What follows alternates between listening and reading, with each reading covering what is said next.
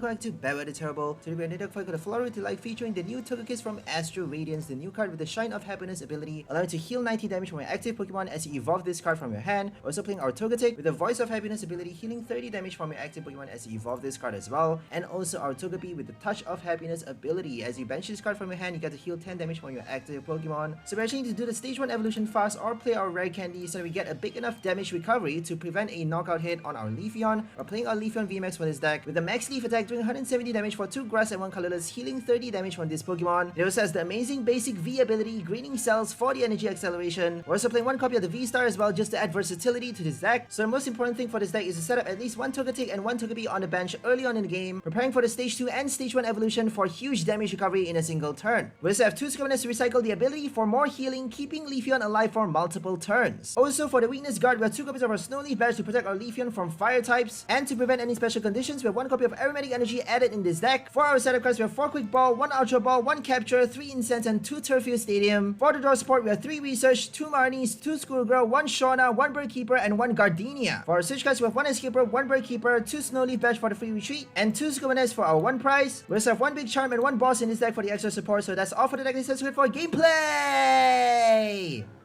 Okay, let's go for our first game. Versus a water type. I think they're playing Urshifu.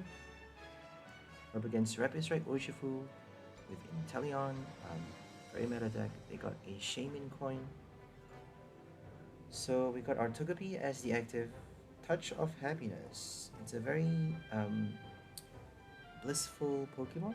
I tried this with Blissey, doesn't actually work because Blissey needs a lot of heal cards on its own, and if you transform those heal cards into a stage 2 Pokemon, it doesn't actually work that well. So you need to somehow heal with your attack at the same time, otherwise you're not able to heal enough damage every single turn. And Blissey can actually avoid a knockout hit, so 300 HP is actually quite low now that a lot of cards are able to do more damage with Choice Belt, with Hawlucha. I don't think Hawlucha doesn't hit for Blissey though, but Choice Belt actually gives you more damage output. And also we got Darkrai VSTAR out now, so there's basically a lot of cards that allows you to do unlimited amount of damage as long as you have enough energies attached to your Pokemon. As long as you drag the game out long enough, you can actually kill the Blissey with 1 hit quite easily. So I don't think Blissey is actually that powerful anymore. Without Miltank, I don't think Blissey actually works that well. So that's why people play Miltank with Blissey. All you need to do up against Miltank, if you are facing a lot of V walls like Miltank or Bastion, Exilgore, any cards that protects against V cards like Altaria, Decidueye, even those are gonna get rotated though. But if you're up against Miltank, all you need to do is play 1 Canceling Cologne. That's why we have 1 copy in this deck. Canceling Cologne to remove that card, basically remove the ability in a single turn, allowing us to kill a V protection card like a Miltank with our VMAX, which is quite radical. So Canceling Cologne allows you to hit for anything. If they have a Manaphy in the active spot, you can actually do your Rapid Flow on their bench.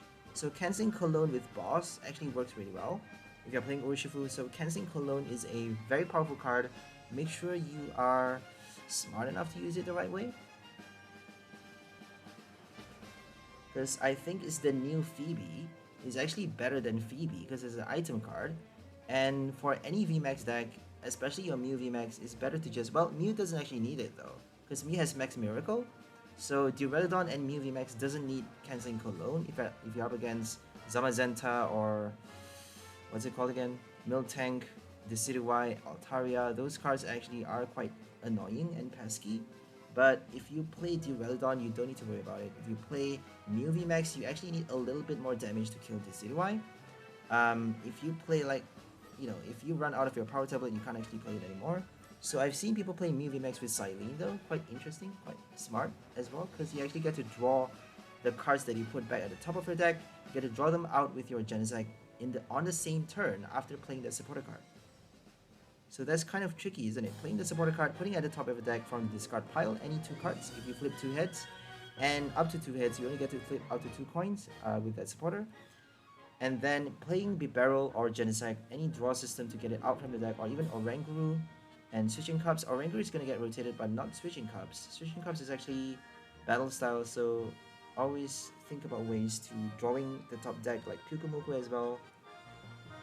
But you can't actually shuffle your deck though, so make sure you play like your level ball, search for Pyukumuku first, search for anything that you need first, get into your hand, maybe play a Mew Mysterious Tail for that switching cups if you plan on not using your Pyukumuku, and then after getting the right cards into your hand, only then should you be playing that supporter card Silene, because if you don't, then you're gonna end up shuffling those cards that you put back at the top inside the deck, and after shuffling you can't actually draw them out anymore.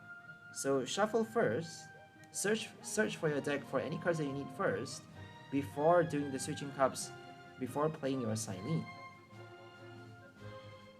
So this is a very cool deck. They actually have a Gutsy Pickaxe for Urshifu. I love this combo.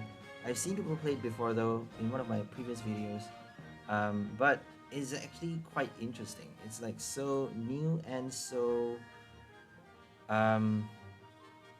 radical. It gives it an item charge. Like we used to only have Melanie and Raihan for Urshifu to do non-stop rapid flow, but now we have an item Gutsy Pickaxe. Not really too smart though. I don't see people playing you know, cards like switching cups.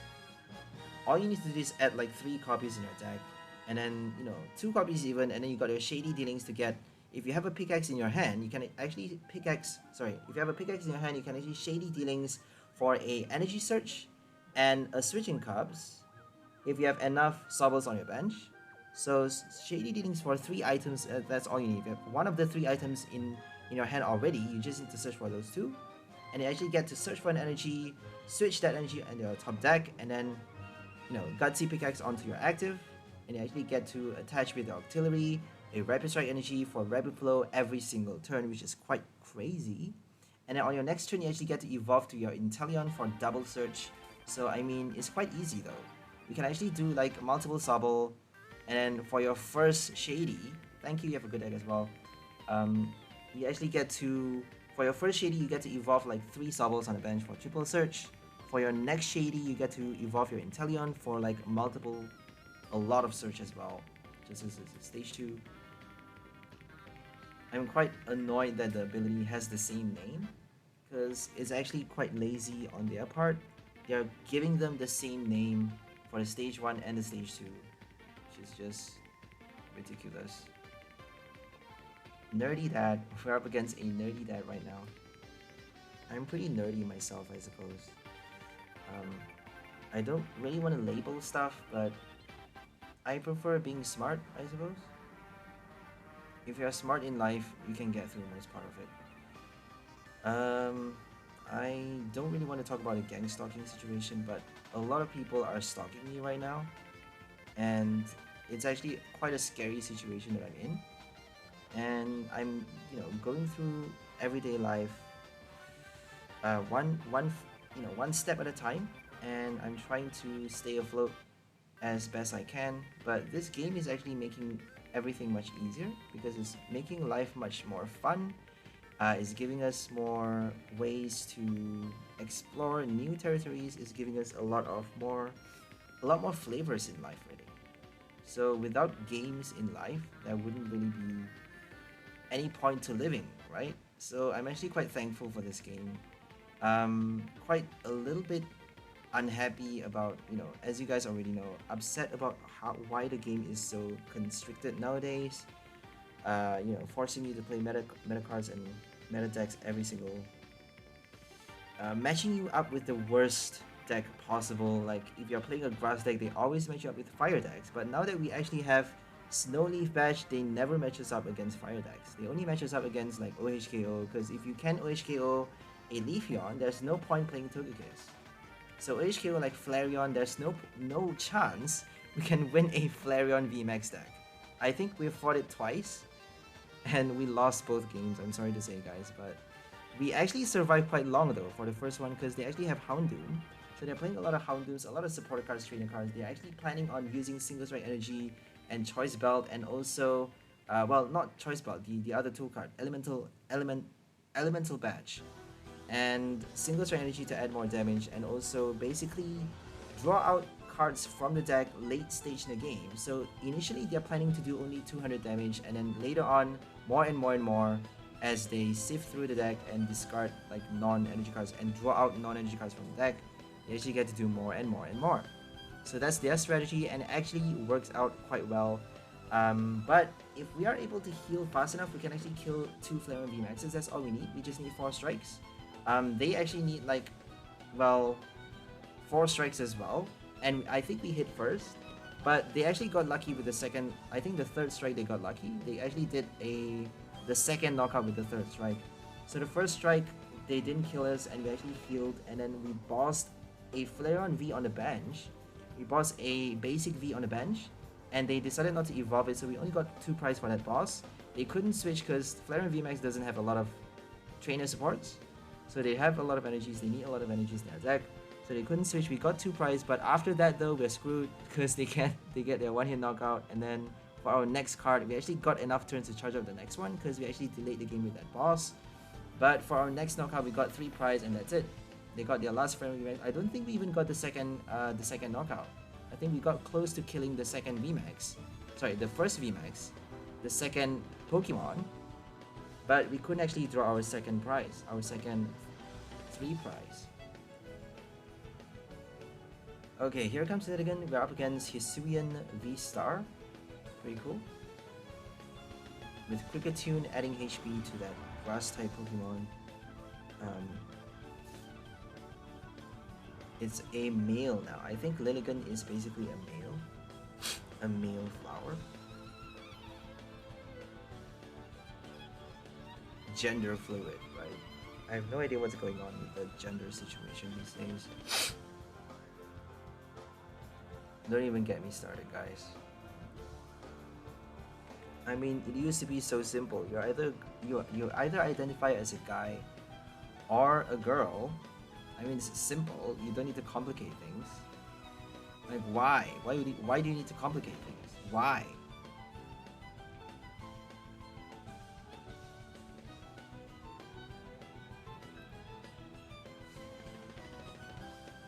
Parallel spin. Pretty cool attack. I mean, I get that there is a spectrum for everything in life. There's a spectrum, but I think there is such a thing as over exaggerating something. I think the situation is like over exaggerated. Like you have LGBTQIA blah blah blah blah. Like the list just fucking goes on. Stop it already. Just fucking stop it already. Enough is enough.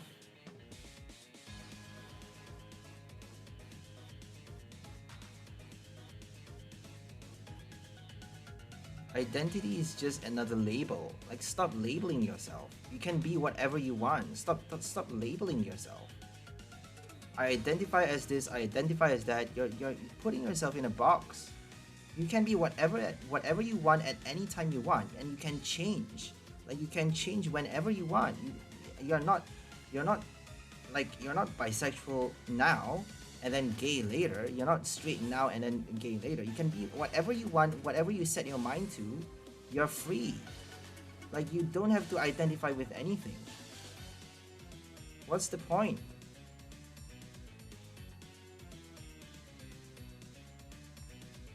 And I always prefer to go the simple route. Like, simple route, you're either a boy or a girl. You're either A or B. That's it. Like, why do you need to make things complicated?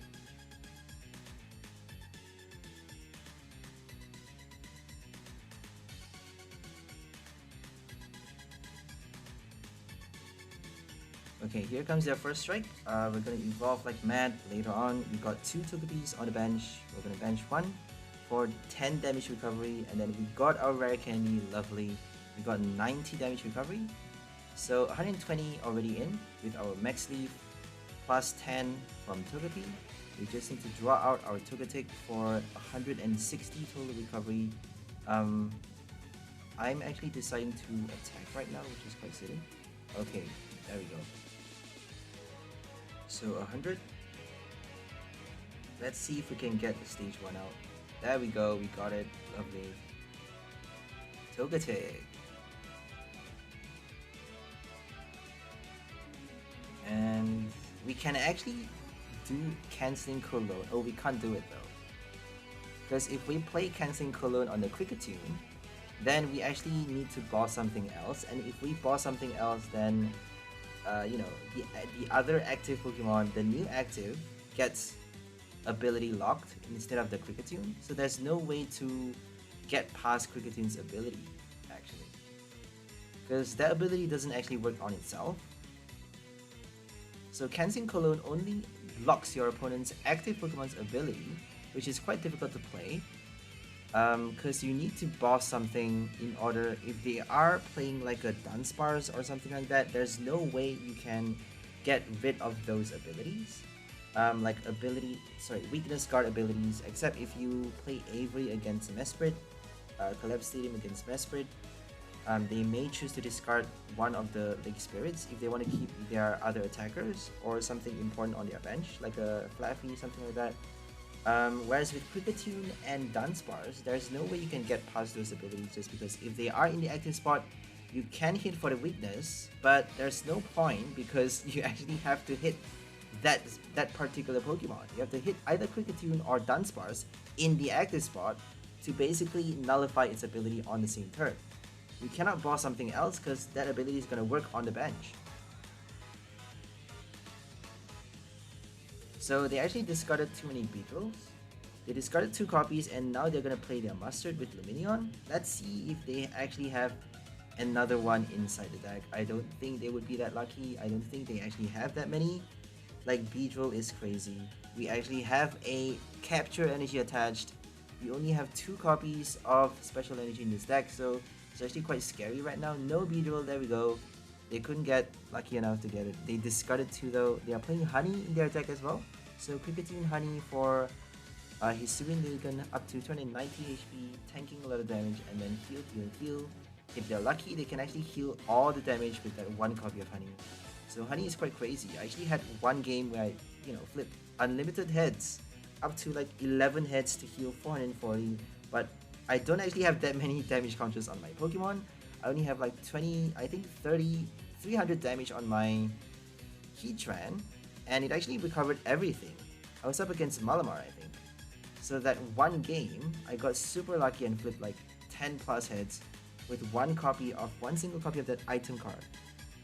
That heal item. Pretty insane.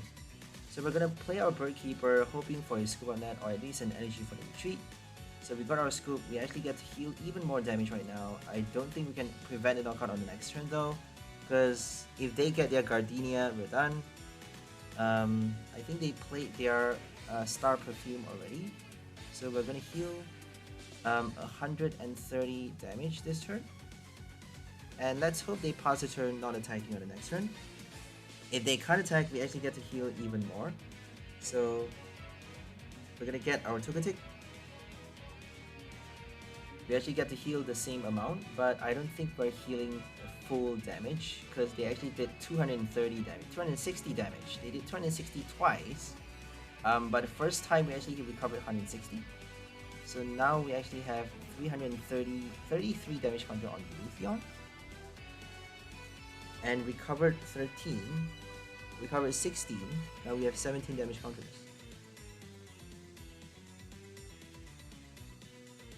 We got a Research and a Rare Candy. I think we played 2 Rare Candies for the initial list, so this is the second one as we see. For the first, my original list, I had 2 Rare Candies. I would prefer 2 Rare Candies actually because you get to evolve much easier, but eventually I had to change the list just because I was up against a lot of crazy decks like Ice Rider, super fast decks, and I actually need to fit in more of the essential cards. Ice Rider plays Path to the Peak, so if they play Path, you cannot play Crobat, you can't play Dominion, you can't do Greening Cells, you can't do Ivy Star, and we actually need to rely on those abilities to win the game much easier. It actually gives us a lot of advantage, and we cannot go without Crobat and Luminion's ability just because we don't actually have that many supporter cards in this deck. So Crobat actually helps you support Gardenia as well. If you have like no energies in your hand, you get to draw out the energies, play Gardenia to attach extra energies. And as you see right now, Gardenia is basically useless. Oh well, we're just gonna play Research because Gardenia is total trash and we don't actually need it anymore. We got like 2 energies already attached to the V-Star, so we just need to attach 1 more from the hand. We're just going to scoop it up right now, and we actually discarded the second rare candy, which is quite a bit of a waste, but oh well. We got a Togekiss and a Togetic. Oh, we actually got triple evolution as, you know, the max evolution, max recovery that we could do again, and they actually conceded. Okay, so we won against Lilligant V-Star with Kricketune, which isn't really a big surprise because Gardenia is trash. Lilligant needs Gardenia, and they can only do the first one though. They can only do the first Vigor because Star Perfume only works once. And then Lumineon for the second Gardenia is not going to be that easy anymore. So I think Gardenia actually needs 𝘿𝐿𝐷 to help you get your energy cards. If you play Star Perfume for like 5 energies, you can do it twice, provided your opponent doesn't play a Marty on your next turn. So it's actually still very risky if you play nothing but Lilligant and, you know, without 𝘿𝐿𝐷. Lilligant without Energy Surge, Lilligant without 𝘿𝐿𝐷, you need a lot of energies then. If you're planning on using nothing but Gardenia to get a system running, no experience share, no Raihan, you need a lot of Gardenias. And you need a lot of energies.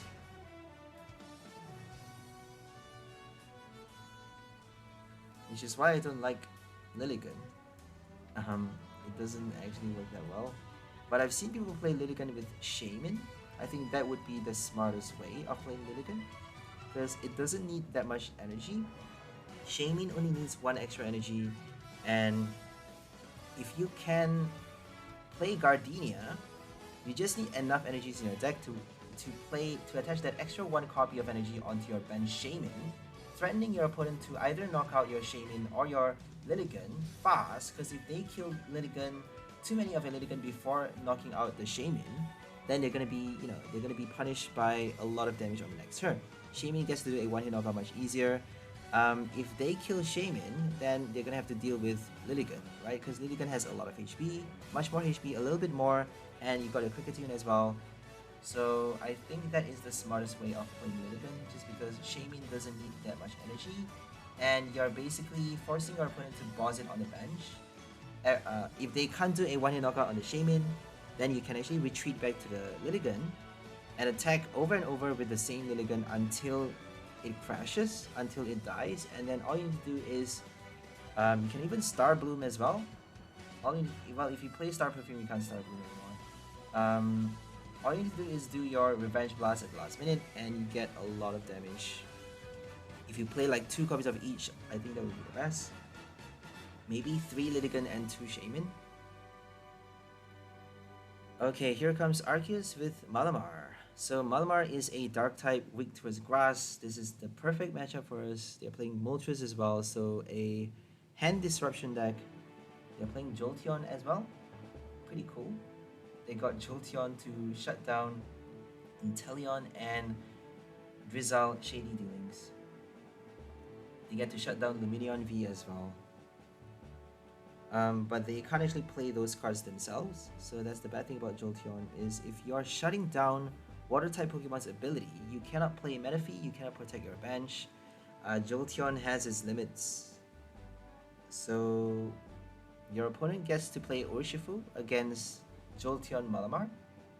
If you play Jolteon on your field, and if you're up against Urshifu, playing Urshifu versus Urshifu, then they actually get to hit your bench as well. So that's the bad thing about Jolteon, you can't actually do anything about that. Just because Manaphy is a water type and there's no other bench barriers. You could actually decide to play nothing but Jolteon on your bench, and, you know, force them to hit Urshifu and Jolteon, but I don't know.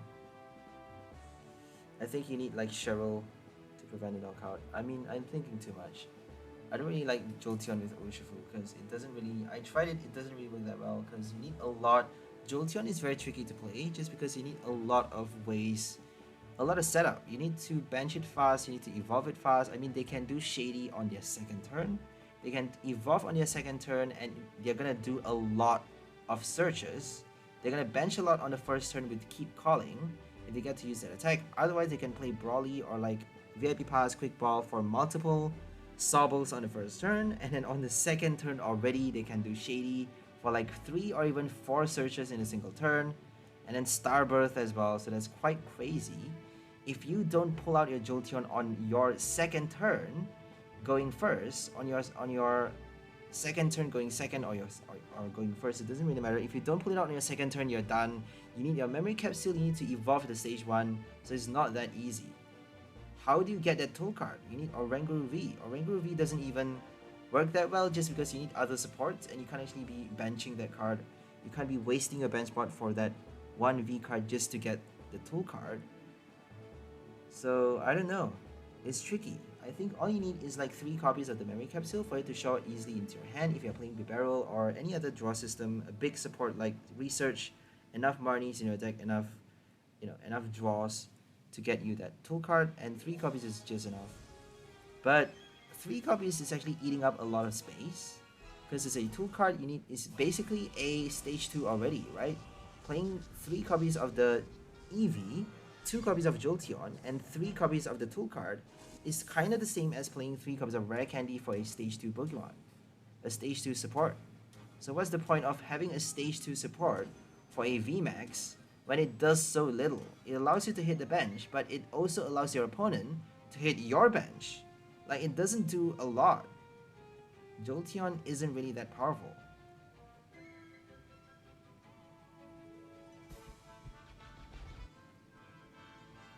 Okay, we got our first hit, but we actually are forced to do Grass Knot because we got no energies. Big surprise, big whoop, it's a Arceus V-Star deck. I mean, I'm very pissed about this because Arceus V-Star is broken as hell and they keep doing this to us. It's just really annoying. They always get the best luck, but apparently they got a really bad matchup though, because Malamar is supposed to be fighting Mew VMAX, psychic types. So I'm sorry about this. I actually I vented my feelings, wrote some shit about this guy, but because I was like really frustrated of not getting my energy cards, and I just reported silly stuff. I just typed like nonsense. I'm not gonna show it here. I'm just gonna blur it out. So I typed nonsense and just sent it because I got really pissed. Why are we not getting our energies? Finally, we got from the top deck a capture, which is ridiculous. We could have drawn something on the last turn, but they just gave us a capture at long last from the top deck. It's just so annoying. So we're gonna evolve our Togekiss this turn. We're gonna just possibly play our Ivy Star. I'm sorry about this. I'm just like taking my time to complain. I actually sent a pretty creative message, but I'm not gonna show it here. Okay, there we go. We're gonna capture something useful. Maybe the Togepi, I don't know. We're gonna put an ability on bench.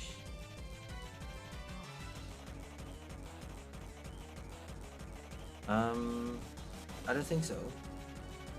Oh, we actually chose to. Okay, we're gonna do we're gonna evolve both our stage 1 and stage 2 and then scoop it up for another extra 10 damage recovery.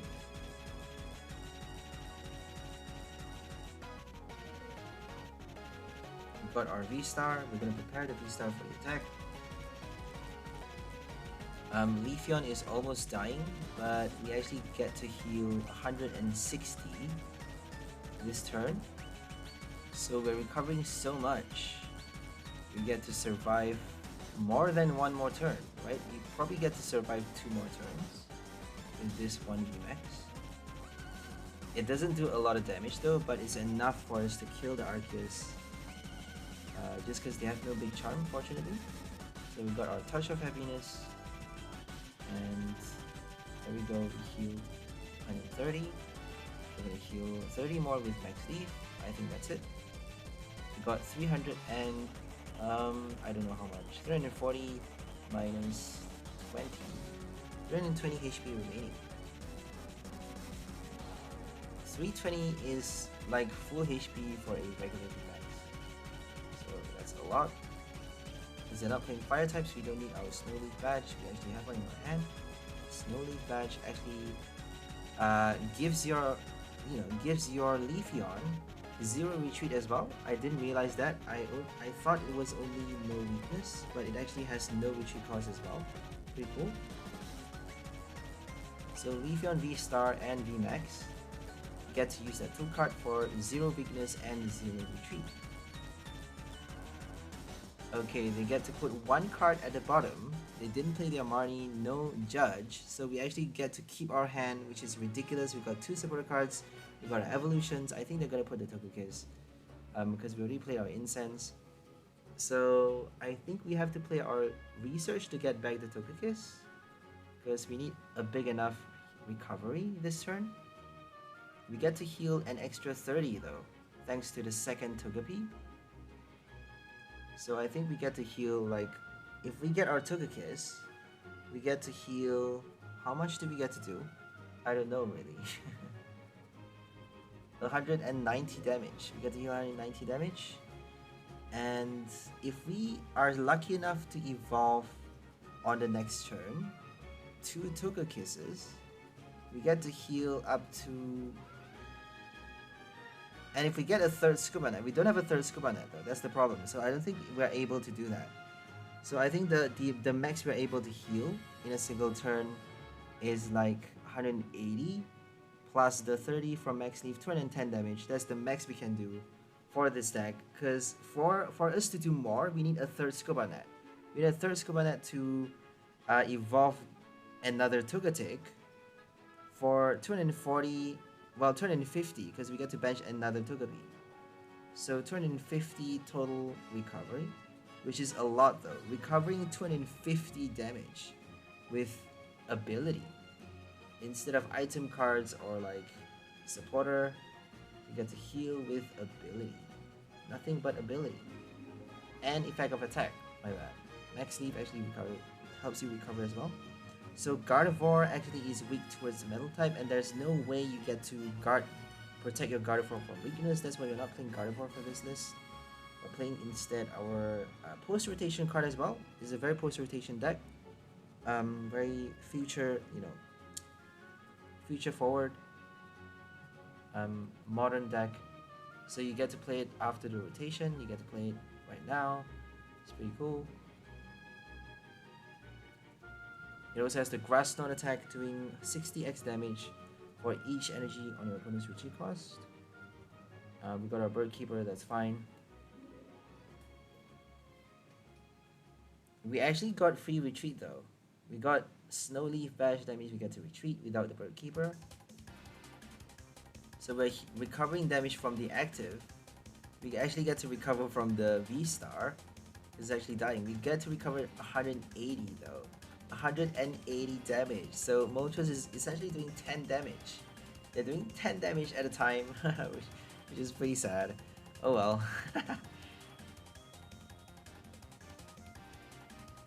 Because they're actually not doing a one-hit knockout strategy. They're playing Rayquaza or like Gengar VMAX, single strike Urshifu. I don't think we have a good chance of winning. Gengar maybe, Ice Rider not so much. Ice Rider is too fast. I don't think we can win against Ice Rider. Ice Rider is horrifying. If they couldn't get the first Melanie, if we go first, and if they can't do the Melanie on the first turn, going second, well, they actually have to evolve as well, my bad. So if they can't do Melanie on their second turn, or if they get their energy on the first turn, they don't even need a Melanie. If they get their evolution on the second turn, we're basically screwed because they get 250 damage in. We need to go first, and we need to make sure we can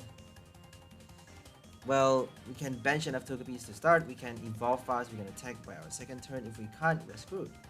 We need to go first. We need to evolve fast because Ice Rider is way too crazy. It's like turbo. You get your Shady for Incense, Shady for Melanie, Shady for Path to the Peak. And we're totally destroyed. If they get Path to the Peak early, they can play it on the first turn. We can't do Greening Cells and we're screwed.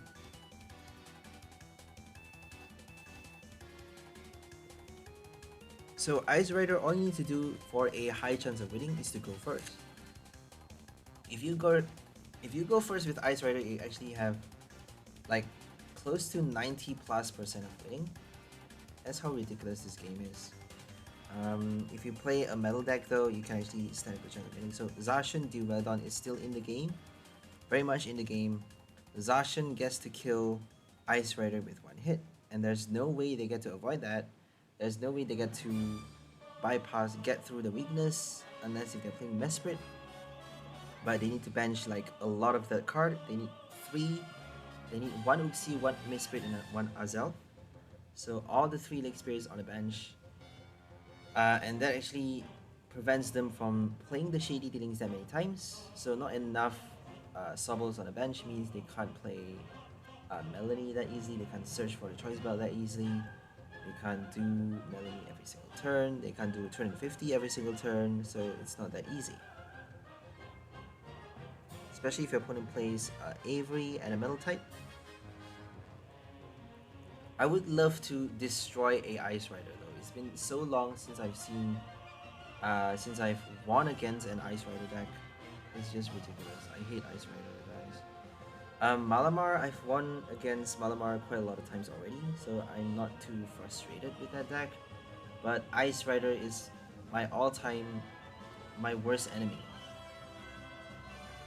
What's the reverse of favorite? My all-time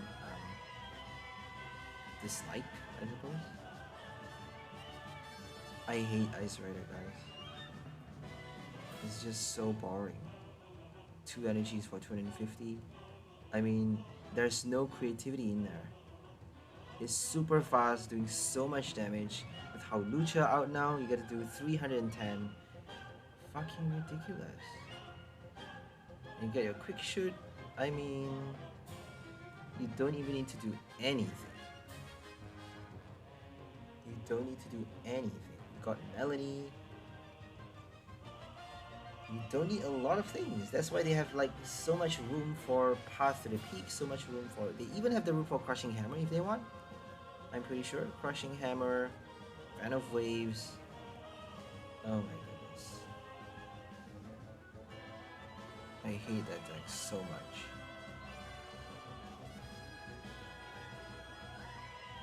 Okay, Dark Patch, Trekking Shoes, Moltres.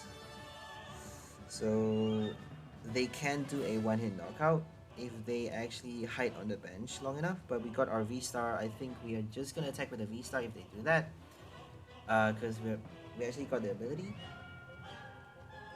and they actually decided to attack us.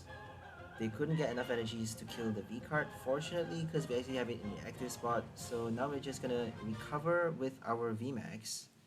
And we should be getting our Togekiss though, because we have our Turfu Stadium, quite a lot of copies in this deck. I think we only have 2 copies in this for this list. So I would prefer like 2 copies of the Stadium and more Incense. I think we only have 2 copies for the final list, my bad.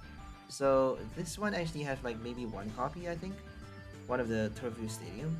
But just because Path to the Peak is blocking us so much, we actually need at least 2 copies. So more Incense helps you get your Togekiss and Togekiss. Less Stadium helps you search for your evolution much more versatile, much more flexible. It gives you more flexibility in terms of the evolution search. Because we don't actually are playing any other grass evolutions in this deck. We only have our Leafeon VSTAR VMAX, no Kricketune, no Flapple, no Lilligant VSTAR. No Shaman VSTAR as well. I would prefer having Kricketune in this deck in addition to Togekiss, but I don't think we have the space for it just because Togekiss is a stage 2, and if you play Scope.net, it's already enough, I would say. Having extra HP though would be great, but I don't know, we don't really have the space for it. If you want to make the healing effect super powerful, I think you could actually try one copy of Kricketune and Kricketune. And like maybe, I don't know what else to cut from this deck. Maybe less Quick Ball, or like 1 less energy or something. I think the energy is perfect. Like the energy is already perfect. We need 10 energies, 10 basic, 1 one aromatic energy and one capture. That's already perfect. I've played so many games with this deck. I can't stress it enough. The energy count is perfection, guys. Perfection. If you have one less energy, it's too little. You won't get it on your first turn. If you have one more energy, then you keep drawing the energies. You couldn't draw the supporter cards that easily. You keep drawing nothing but energies in your first hand. So one extra one, it would be bad. One less energy would be horrible. This is the perfect count. We hit the mark for the energy count for this deck. I'm very happy to say, just because it's so difficult to hit that sweet spot. It's so difficult to find the right ratio. How many cards to play, how many supporter, how many trainer cards, how many energies. Just because, you know, people are playing very meta decks, so it's actually quite easy to find the right cards as long as you play enough games and you experiment enough. Because the lists are actually quite the same. Darkrai plays the same amount of items / supporter cards, the same strategy, the same amount of draw support, same amount of energy cards. You know, Dialga VSTAR, same thing. So if you can match up against those decks over and over, and you know, a variety of deck as well, a variety of different players and different matchups, and find the sweet spot of how many energies to fit into your deck, then that would be perfect. That would help you out a lot. So we don't need a lot of recovery for this turn. We just need to recover like 80 damage, but I don't think we're surviving the next turn. Oh, they don't have a Darkrai though. They don't actually have a Darkrai V on the bench. So the VSTAR can't actually show up that easily. They need another turn to bench a VSTAR. Sorry, to evolve the VSTAR, my bad. So they are not able to do a one-hit knockout that easily against our VMAX, because they made the mistake of benching a second Moltres. I don't think they have the second. They may just play two Darkrais, and I don't think they have it inside the deck.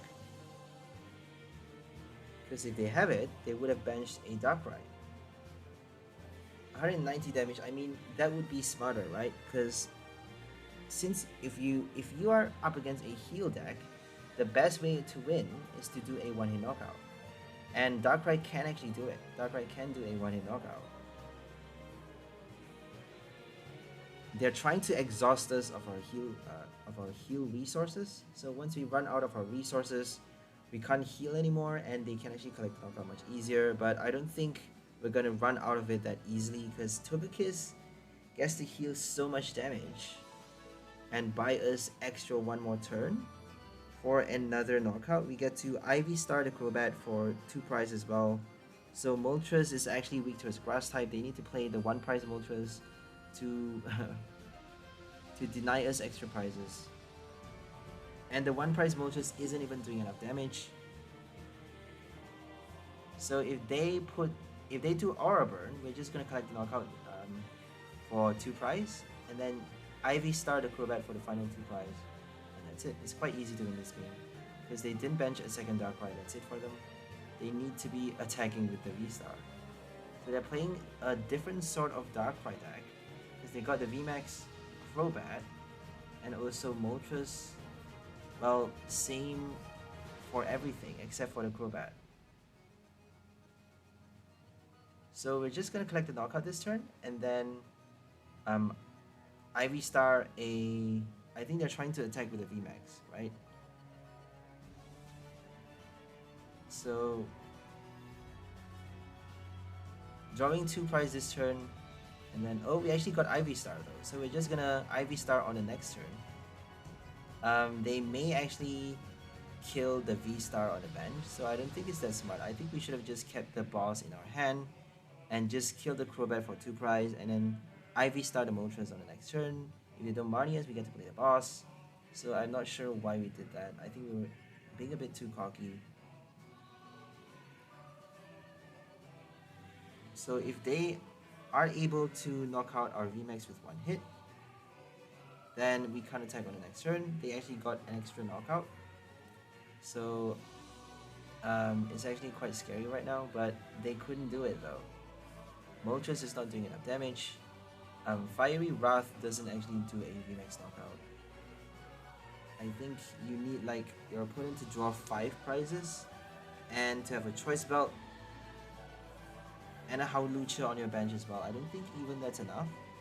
Because that's 270 plus... Oh, that's enough though, right? 𝘕𝐿𝐴, choice belt, and plus 270 because it actually does 20 base damage.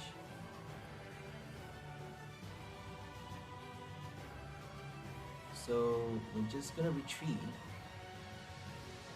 Well, we're gonna recover from the active first. And always remember that Togekiss recovers only from the active. So think about it before you retreat. I wasn't thinking while I was narrating, sorry guys.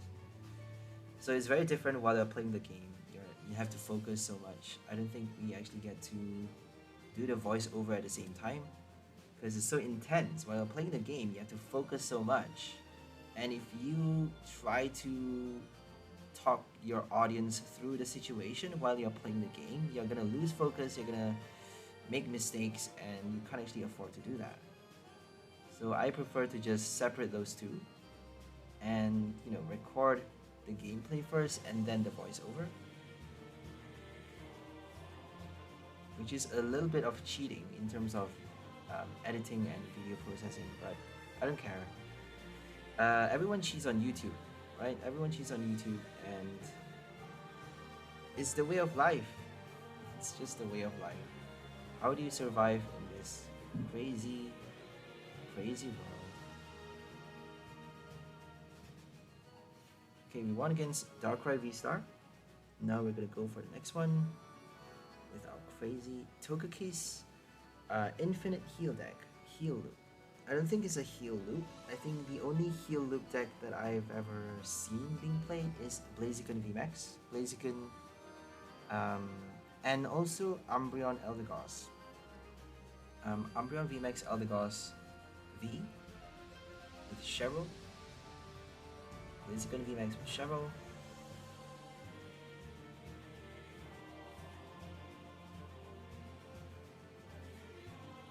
Because Eldegoss V actually gets to recycle your supporter card, retrieve your supporter card into your hand, and it gets to shuffle itself back into the deck with the float up attack, and then that essentially gives you, you know, another shot of its ability, of the Happy Match ability. You get to use the ability again. You get to recycle the ability. You get to recycle the Cheryl, and you get to recycle the ability again with the attack, and you get to recycle the Cheryl again with the ability. So it's basically a loop heal. Pretty smart, I would say, whoever built that deck. 𝘕𝐿𝐴? I don't know what his name is. Okay, we're gonna bench the Togepi. So your first Togepi and Togetic is not gonna help you heal at all, but that's okay.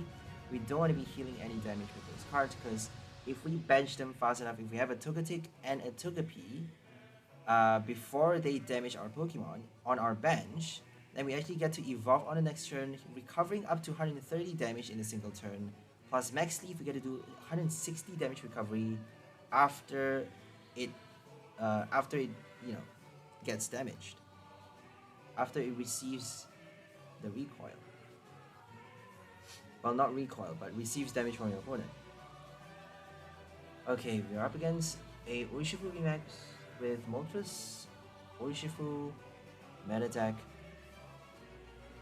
We got a Raichu deck box, a very old Raichu deck box. I think that's the GX one. We actually got a very blasé deck box. We got a Psychic, well actually a Fairy Grass deck box, and a Fairy coin representing our Togekiss, our Fairy Togekiss. We're gonna evolve it right now as 𝘕𝓵𝓸𝓻𝓪𝓵 Research. I don't think it's that bad to do as 𝘕𝓵, because at least we got either a knockout or, you know, we got to damage the Urshifu, in which case they would probably play Cheryl with a Shady. Okay, no, they actually gave the 𝓕𝓵𝓸𝓻𝓪𝓵 though, which is a surprise. So that means no Inteleon on the next turn, no Kricketune or no Shady on the next turn, which is fabulous. I hate Inteleon, always happy to kill one. anytime. Always happy to kill a Drizzle. Because I'm up for it, you know? Let's play our research. We got another Leafeon inside the deck. We're just gonna evolve the VSTAR, research, and hopefully we won't be needing our third Leafeon because we actually have 4 copies. But we'll see. We'll see. We may be needing it because we are denying our opponent prize cards with that VSTAR. So always play 1 VMAX, 1 VSTAR, and then the final one as a VMAX. Don't play 2 VMAXs before the VSTAR. They can quite easily do a boss though to kill your Togekiss for the final prize, so I don't think it really works that well. It's always better to tank and survive as many turns as you can with the first VMAX, and then collect the knockout and win the game with your VSTAR, and that's it. I think it's best to do that because if you can't survive long enough with your first Leafeon, then I don't think you stand a good chance. If they're playing Rayquaza VMAX, single strike Urshifu, single strike anything for that matter, we can't actually win that easily. So single strike Urshifu actually needs like 3 single strike energy attached. With Choice Belt 𝘕𝓚𝓚, they actually get to do a 1-hit knockout quite easily. I don't think they need Choice Belt or 𝘕𝓚𝓚, right? They just need 3 single strike energies. Because 310 HP is very low, and we only have 1 big charm in this deck. We may not get it at the right time. If we attach it though, I think they need a little bit more.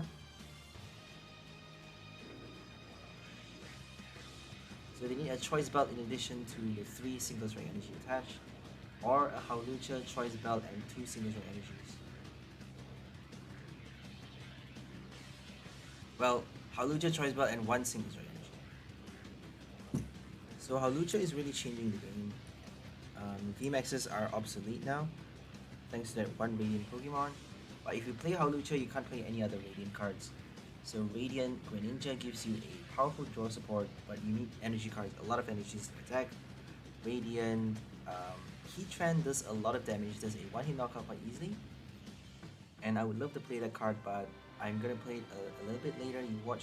You see me feature that card, but not anytime soon, but around like a month later. I'm definitely gonna feature that card for sure, but not anytime soon. I have already a plan in mind, but not right now. Okay, we're gonna do our Togekiss, we're gonna evolve it, and that way we get to do 130 damage recovery on the next turn. We're just gonna prepare for that. Let's do Max Leaf. They got 3 energy attached, so if they heal with a Cheryl, they're gonna have to take the recoil of 0 energy on the Urshifu, playing Gale Thrust on this turn. And we actually get to recover a lot, so even with Gale Thrust, they're only doing 180 damage. I think they need to be dealing with the Togekiss first, so I think it's better to just Rapid Flow on both the Togekiss, because we didn't actually I forgot about Manaphy. We couldn't get our Manaphy in time. So we worried too much about getting as many Togekiss out and forgetting to pull out the Manaphy for the bench barrier. Now they actually get to strike both the Togekisses on the bench, killing for 2 prize and denying us the recovery for the next turn. I think they may just hit the Leafeon and one of our Togekiss. I don't think they are gonna hit both. Okay, they actually hit the Crobat. 1 Crobat and 1 Togekiss. Interesting. So they don't have a telescopic side. If they got a telescopic side, they got 3 prize for that 1 Rapid Flow, which would be quite crazy. So we got a rare candy, and we didn't play it though. Why didn't we do? My bad. We don't have any. We don't have any damage counters on the active, so they knew we were gonna recover from our active. That's why they hit the bench, right? So we're just gonna collect the knockout right here. They need a lot more Rapid Flow though, because Leafeon VSTAR has a lot of HP. So they need at least 2 more Rapid Flows to kill for the final 4 prize. I don't think it's that difficult. 2 more Rapid Flow to kill the V-Star, and that's it. We just need 2 more hits as well. So if they're able to play like Raihan or Melanie this turn, I think they need Raihan though. Raihan for the Dark Energy, because they're not playing Water type. They don't have basic waters in this deck. Okay. If they get their Raihan, we're screwed. If they can do 2 back-to-back Rapid Flows, we're screwed. We got our Quick Ball capture for the Menifee, so for the next strike it's going to be a bit more tricky. They play their research, no Raihan, so we're safe. We can't actually recover that much on the next turn though. So I think we should actually have evolved the Togekiss for at least 90 damage recovery. If you don't evolve though, you actually get to invest a bit more for your next recovery. So it actually really depends on when you want to do those evolutions. If you do it fast, you can recover more early, but you can't recover, you actually reach the limit faster. You reach your recovery limit faster, that means you can't recover anymore once you hit the limit. And then Leafeon is going to die after that, right? Leafeon cannot do more than 30 damage recovery with Max Leaf. If you choose to evolve late, you get to basically do more later on, but less right now.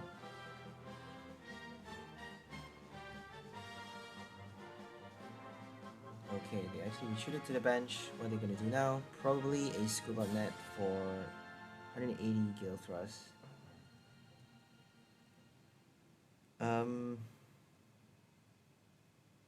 I think they can Rapid Flow right now. My bad. I think they're gonna Rapid Flow right now. We're just gonna put a Crobat, right? Oh, we can attack with the Leafeon though. Let's put the Leafeon. We can already attack with it. And since we get to heal the active, we might as well do that. Because otherwise Togekiss is doing nothing. And here comes another Rapid Flow. Do they have it? Do they have Energy Switch? Energy from their hand? Nope, no Rapid Flow. Look at that. That's weird. No choice belt even. So we're just gonna IV Star. Oh, we actually got the knockout right here. We won the game with IV Star. Because Moltres is weak towards the Grass type. And we got only 30 damage recovery, not a lot. We got to heal 10 more with that Quick Ball. But we actually chose to just pass the turn. So if they hit us with another Gale Thrust, I don't think they can knock us out. Because we have like 30 damage reduction with the Leaf Guard. So they're only doing 120 damage. If they play a Choice Belt though, they can kill us. So Leafeon V-Star actually does a lot. It doesn't recover, but it actually helps you tank a bit more on the next turn by forcing your opponent to do less damage.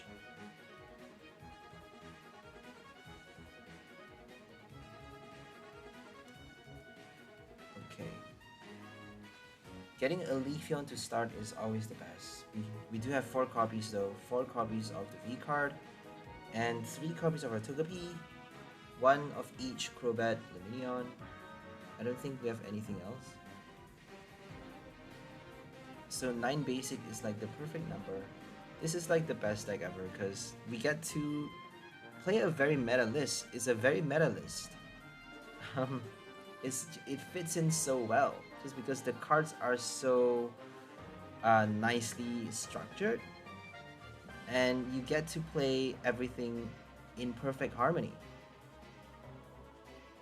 So we're playing our Crobat to draw a lot of cards. We're just gonna search for another Togepi and somehow bench a second Leafeon. We don't need to worry about Leafeon that early though, but we do need to bench a second Togepi fast if we want to be healing enough damage later. So they're playing Typhlosion V-Star. So this card is actually quite scary just because they can do a one-hit knockout if you have 4 damage counter on your active Pokemon. They can kill you with Shimmering Star. So they have the V-Star attack that does a auto knockout if your opponent's active Pokemon has 4 damage counters on it. So we cannot actually afford to have any damage counter on our active Pokemon or even the bench because they get to do a boss. So you have to watch out for that. We need to heal all damage from our VMAX or VSTAR to prevent a knockout hit from Typhlosion. This is a very scary deck. 4 damage counter is all they need to kill us. So if they can do the attack fast, I think they're playing Zacian as well. There we go. Zacian for the Roar of the Sword, charging up the Psychic Energy fast, attacking on the second turn, doing 180 damage on the active. So we need to recover a lot of damage fast. If they have a Zigzagoon, we're done. I think they're playing Old Cemetery as well. So this is a very scary deck. All they need is 2 damage counters on our Pokemon and an Old Cemetery in play. So that's why Stadium cards are so crucial. You cannot go without Stadiums for any deck. It's like really, really important now. Because we got Temple of Sinnoh, Old Cemetery, Path to the Peak. I mean, it's just crazy, guys. Collapse Stadium as well.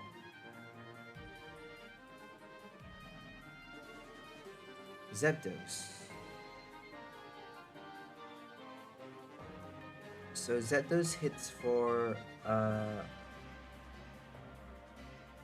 Darkness, I suppose, Poison type. So if they're playing Poison type, Zapdos gets to do twice as much damage.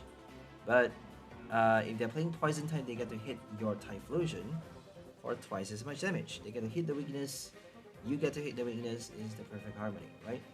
So they need Aurora Energy for Zapdos though. If they play Dark type, Zapdos doesn't work.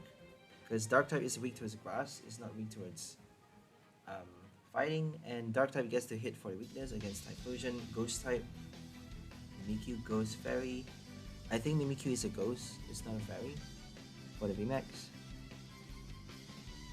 Zacian is a fairy, so he's weak towards Metal type. Okay, we got Grass Knot. We actually couldn't do our Max Leaf because we got no energies, unfortunately. Because Marnie is trash.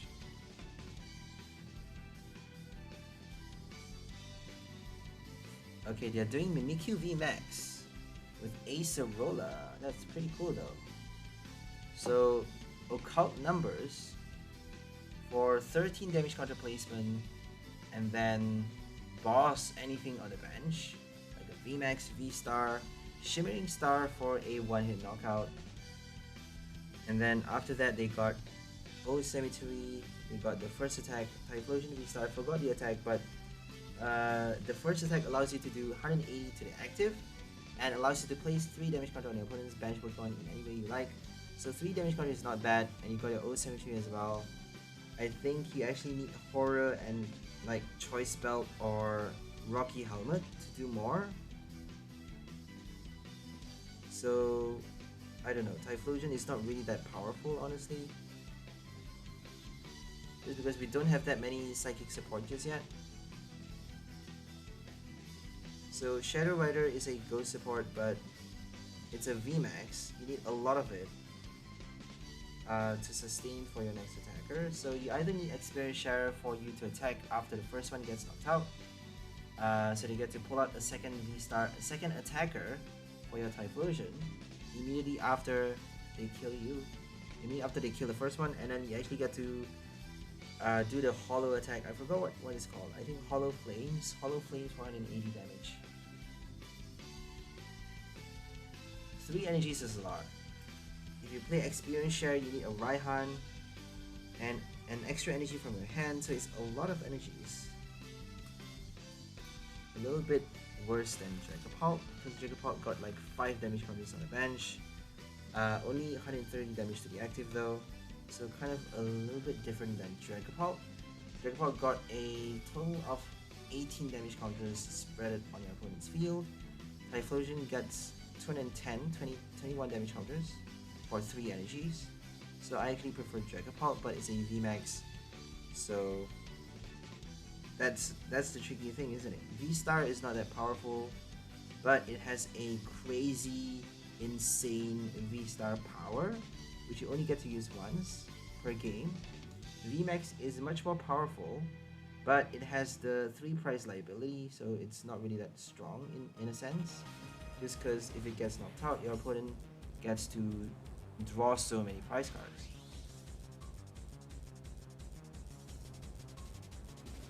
Okay, they got their second Typhlosion out. We actually killed the first one with VSTAR. They couldn't evolve just because they're playing so many Pokemon. They got like Zapdos in there.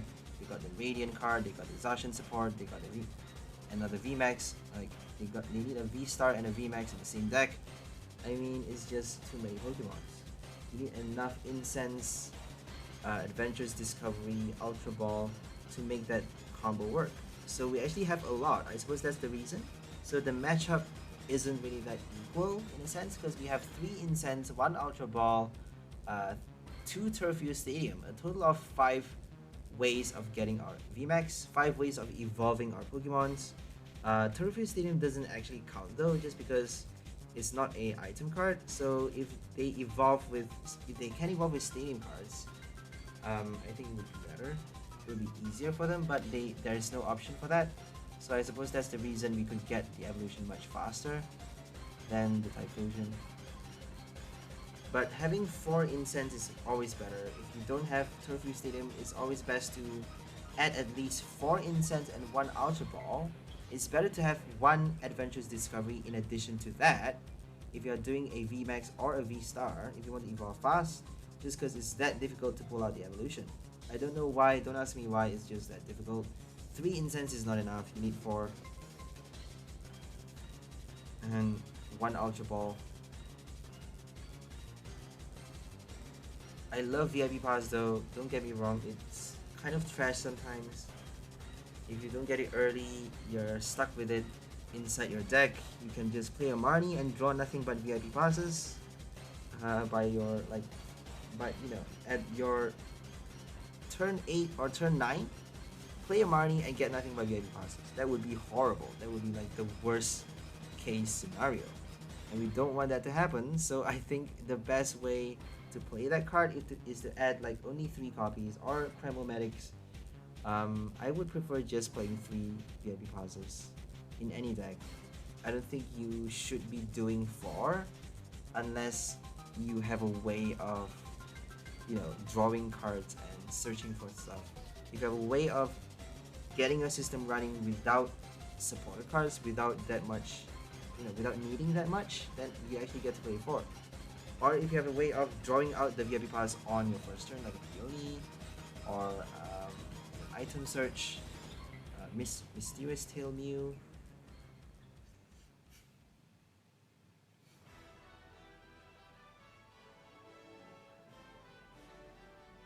There's actually a Wait and See Turbo for Astral Radiance, the weirdest item card ever. You only get to use it if you go second on your first turn, same as the old Wait and See Hammer, I suppose. Wait and See Hammer from Sun and Moon. Pretty trash, because if you go first, you can't use it. If you don't get it on your first turn, you still can't use it. I mean, it's just horrible. What's the point? You have to go second, right? It's quite easy though to go second, because everyone wants to go first. If you flip the coin, if you get the coin flip, you can choose to go second. If you lose the coin flip, your opponent's gonna go first anyways. So I suppose you get to choose to go second every time, every single game, but you need somehow to draw it on your first turn. So I don't think it's that bad, right? Because going first is so in demand right now. It's so crazy because you got Ice Rider Arceus wanting to go first.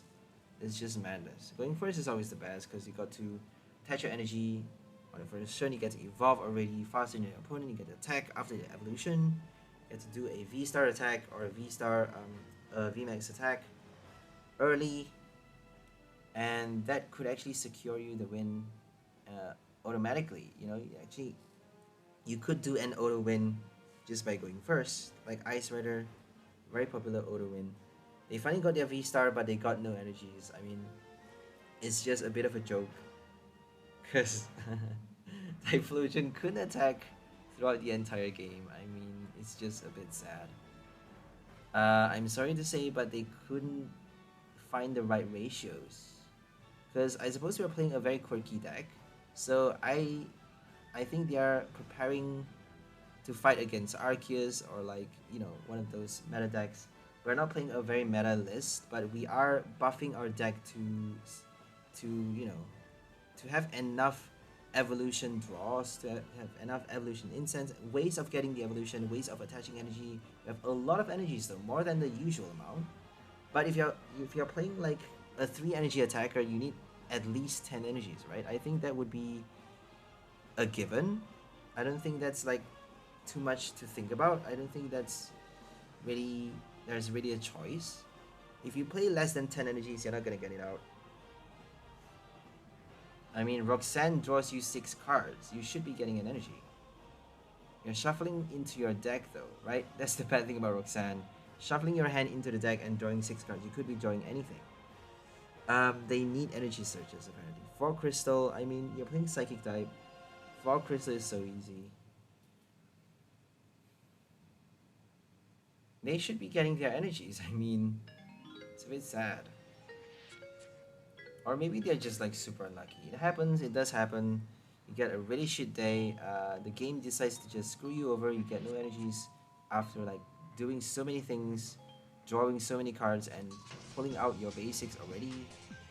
Like making sure, you know, doing as much as you can to get out the supporter card, to get out the energy, but you still get none of it. So we actually got a Inteleon in our hand. If they play a path, we don't have a stadium card, so I'm actually quite scared right now. They can't play a path though, because Shadow Rider needs the ability. They may just, you know, decide to play that card first and then do a trading card later. So they have Pumpkaboo, they can actually do it, right?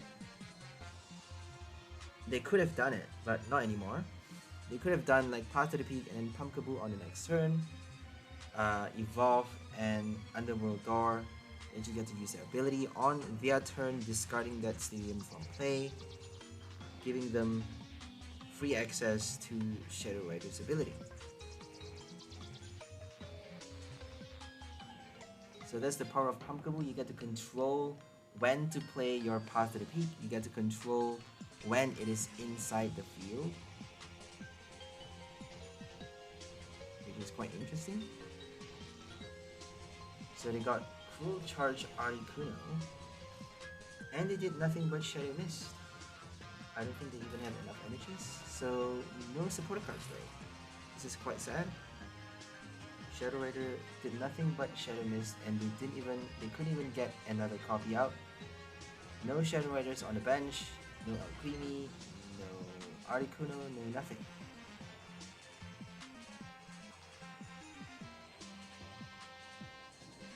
Okay, we're gonna play Schoolgirl, and let's just bench the Togepi because we want to be doing our Togetic evolution as fast as possible.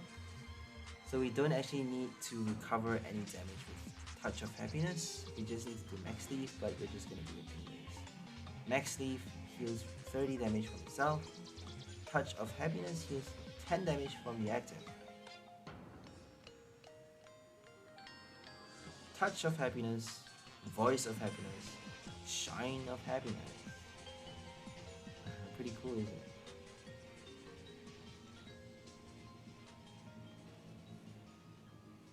Eggy Pokemon.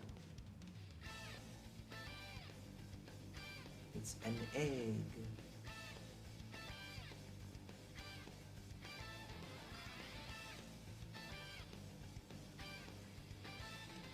An egg bird. I have no idea why it turns into a flying type. A flying egg.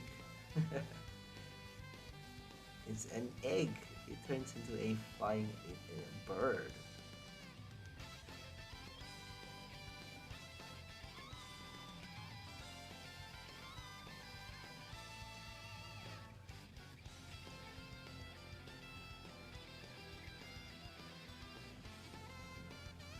Okay, they got a lot of energies in right now. They got Cruel Charge for 2 extra, Cresselia a bit too late, Underworld Door for the extra 1 copy. They can't attack with Shadow though, so they're gonna be forced to switch or retreat. There we go, they got a switch. We're gonna need to play either Boss or Ivy Star. If they play Marnie? No Marnie, we get to do our boss. Look at that. We got so many supporter cards in our hand, which is quite bad because if you play a Marnie, we're probably gonna draw nothing but energies or Pokemons. We're not gonna get our supporter cards. So make sure you draw a lot, you play a lot of support, make sure you play enough supporter cards at just the right time. If you have a lot in your hand, don't do a Marnie, play your other supporter cards first, because Marnie is going to put everything at the bottom. It's going to screw you over. Marnie is horrible. Okay, we got another energy. We got our Togekiss, our first Togekiss without the rare candy, so that's not going to help us. We're going to play our Schoolgirl on the next turn. And they just did a Marnie. We got 4 supporter cards now at the bottom. This is horrible. We still get our research though. No research, that's horrible. Oh well. I think they just shot themselves. They just shot themselves in the leg because now they're forced to play either Psylaser or Retreat by discarding the energies. And that's gonna do a lot of damage to their Shadow Rider on the next turn because Shadow Rider can't do enough for a knockout. I mean, I don't think they could do a knockout with only 1 on the bench either. They need at least 2.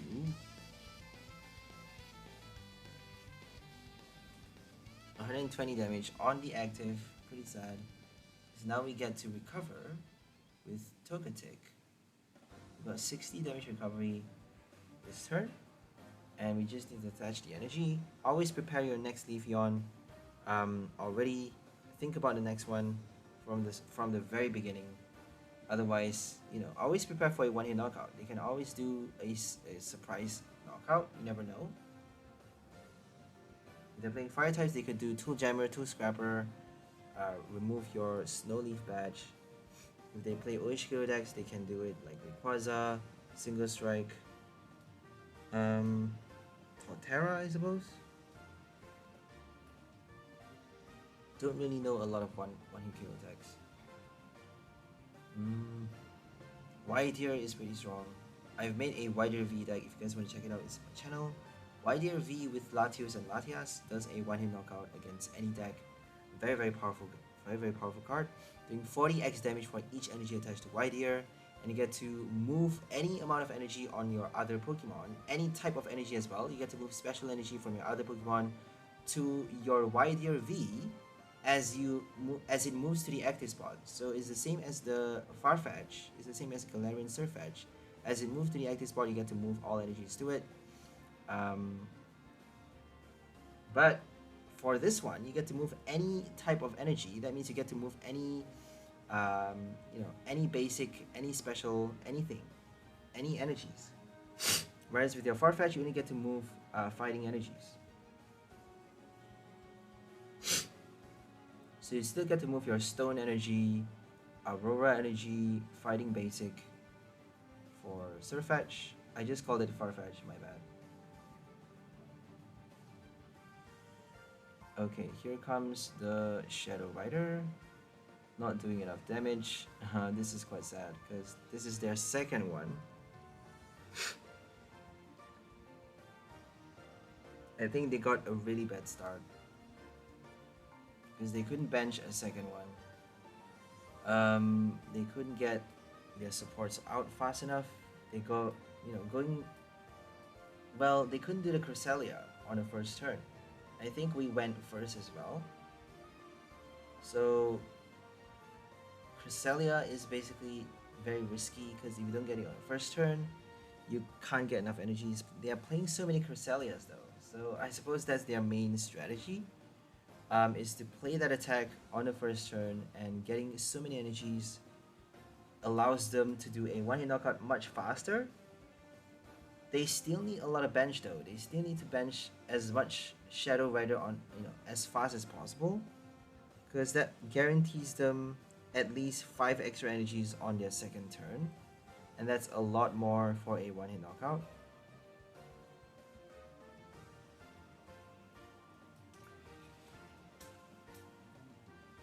Well, if they have 2 on the bench, they can attach 4 energies on the next turn. In addition to the 4 already in play, that's already 250 damage in.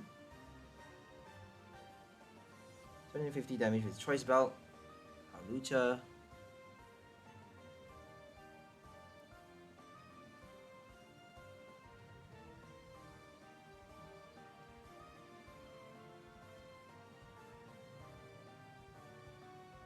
They got Articuno as well, right? So if all else fails, they can play Cruel Charge for the extra energies, but apparently they couldn't do it. It's quite difficult to play Articuno just because you need to draw out the energies at the same time. So Fog Crystal is a given, but you can only play that many in a single deck. So they need a lot of energies in their deck. They need a big enough draw. They not only need to draw out the energies, they need to draw out the Articuno as well, which isn't really that easy. So they conceded because we got 2 prize left and we could kill the Shadow Rider V quite easily. So that's that. Anyways, let's just focus on this game. Right now we're up against a Arceus V-Star. So they got Arceus with a Firebox. They're playing Entei and Charizard V-Star as well. We got our Leafeon.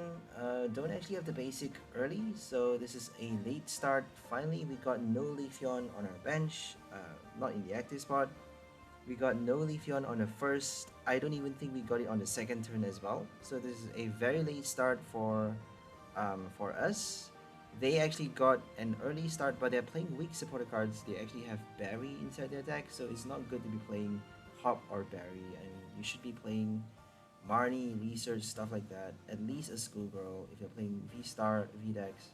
V-Star V-Dex actually fits really well with your Schoolgirl, because your opponent only draws, they only get to draw 2 prize at a time, or, you know, if they're lucky, they get to draw 4 prize at a time if you do a bench snipe. If they're able to do a bench snipe multi-prize draw. I don't think they can draw odd numbers if you're playing a V-Star card. Nothing but V-Star and V in play. If you have like Menifee or, you know, One Prize supports like Dunsparce, they can actually, we almost decided to concede because we actually got no Leafeon on the second turn already. And they're probably going to double turbo right now, but they actually couldn't get the evolution just yet. So that's why we decided to keep playing the game, I suppose. So no evolution, there we go. They did Trinity Charge for Entei and, you know, extra energy on itself. The Crushing Hammer discarded our energy from the active, which is quite annoying.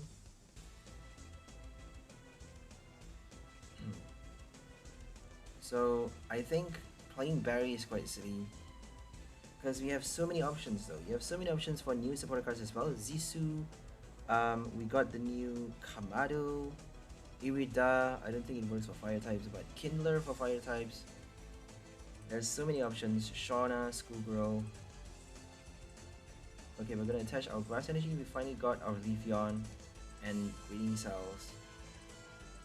We got our VMAX in our hand. Shauna, Lumineon, that's perfect. Let's just hope they don't get the Charizard fast enough. So they have Darkness as well. I suppose they're playing double type against Mew VMAX and possibly grass types like Hisuian Lilligant, I suppose. I don't know. They may be like pissed with Lilligant matchups. I'm really pissed with Ice Rider matchups. Not really that pissed with Lilligant, because Lilligant is not really that strong. Shaymin though, Shaymin is actually quite powerful. So Shaymin with nothing but V-Star, if you have V cards with Shaymin, it actually works quite well, because we have Gardenia now, and Shaymin gets to attack quite easily. If you attack with other Pokemons first, with a decent amount of damage like Zarude, or anything Grass VMAX like 𝘕𝓼𝑚, you can actually collect early knockouts before doing a one-hit KO with your Revenge Blast. So all you need is early prizes, like up to 3 prize with the 𝘕𝑚, and then Revenge Blast from then on, collect the final remaining 3. You know, non-stop Revenge Blast after that, which is gonna help you do more and more damage. You know, you can actually play stuff like Electrode to help you do more damage with your Revenge Blast. I don't think there's any other card that allows you to you know, force your opponent to draw extra prizes. So we just discarded our Incense so that we get to draw more cards. And we're keeping our Scoop Up Nets. We got our Snow Leaf badge, that's great. We need the badge against a Fire type. We're gonna play our Max Leaf and hope to get a supporter card on the next turn to draw out the evolution, because Togepi is only, you know, it's alone on the bench. It has no partners. It has no partner Togepis.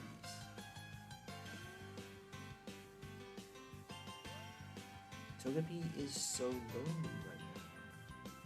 We got our Togetic on the next turn, 40 damage recovery plus 30 for Max Leaf. That's only up to 70, and they actually decided to attack. They used Trinity Charge instead of Power Edge. That means they're only doing the energy attachment. They couldn't get the VSTAR out, apparently, because they're playing Barry. Barry is way too slow. It's horrible. It's the worst supporter card ever. So I suppose it's compensated because they're playing a horrible supporter card. We got a really shit start. I suppose it's kind of the... I don't know. It's kind of a fair game in a sense. Normally we would be able to bench our Leafeon quite early, at least on the second turn. Like, come on. We got 4 copies of the V card, the V basic. We got 4 copies of our Quick Ball, 1 Ultra Ball, 1 Capture. I mean, that's so many already. We should be playing more Ultra Ball though, honestly, because Ultra Ball gets you the basic as well.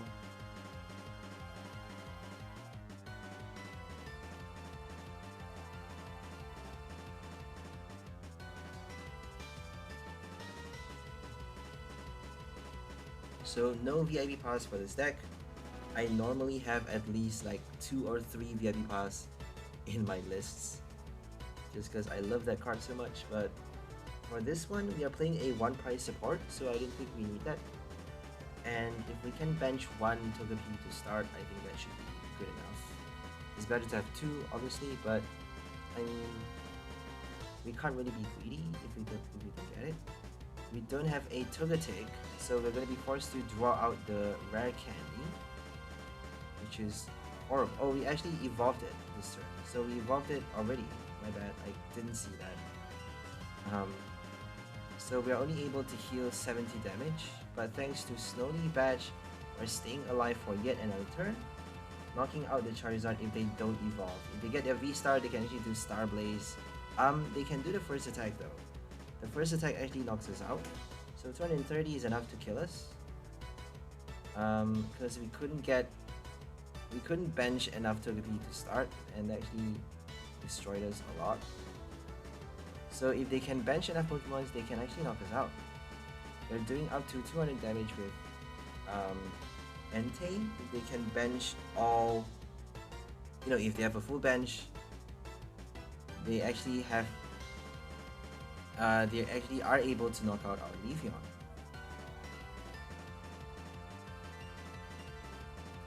So let's see how much we get to recover.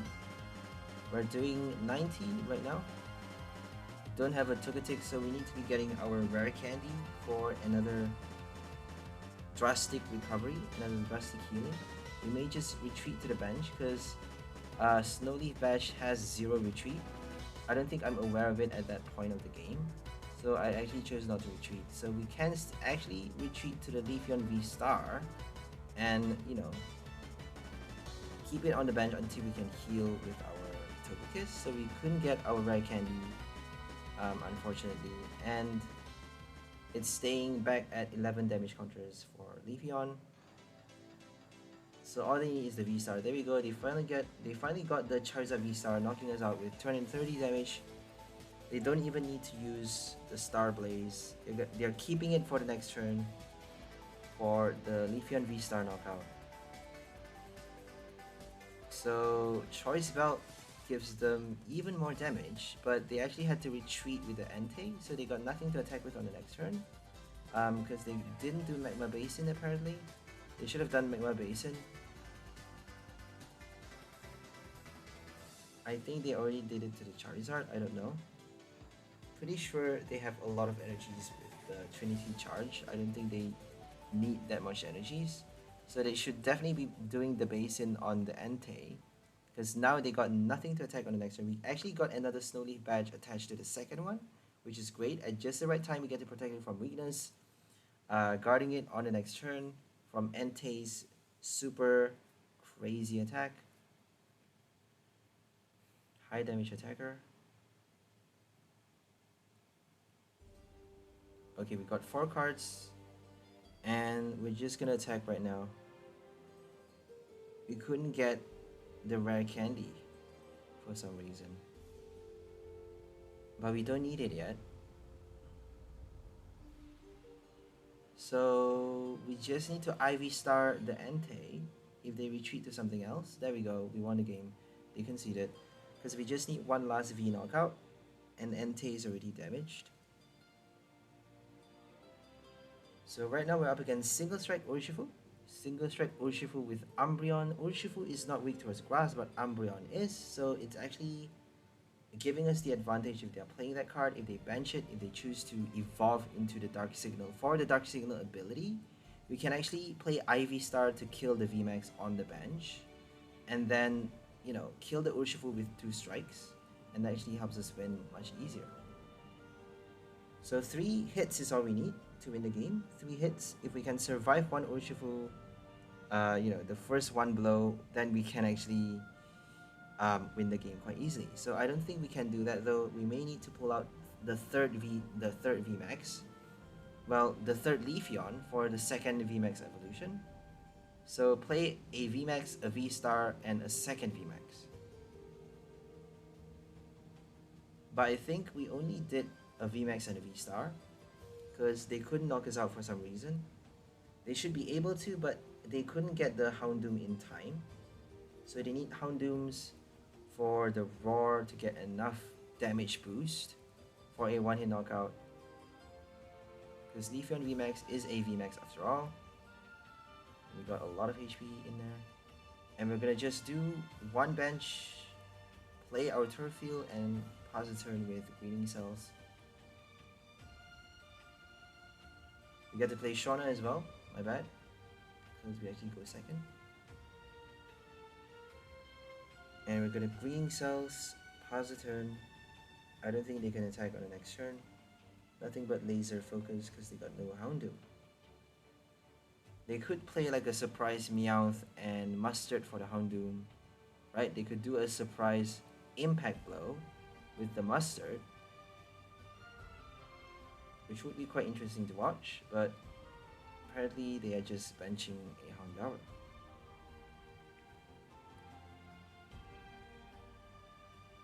Okay, let's see what happens here.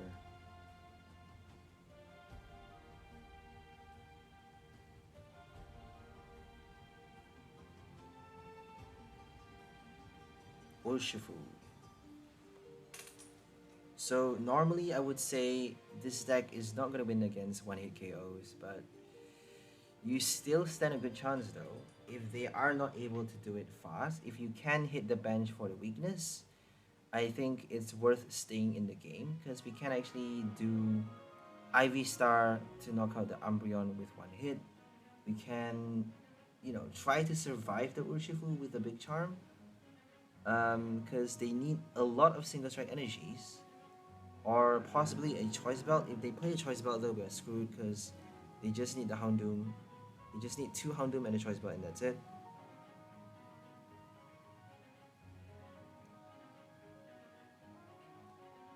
So they have a very high chance of winning.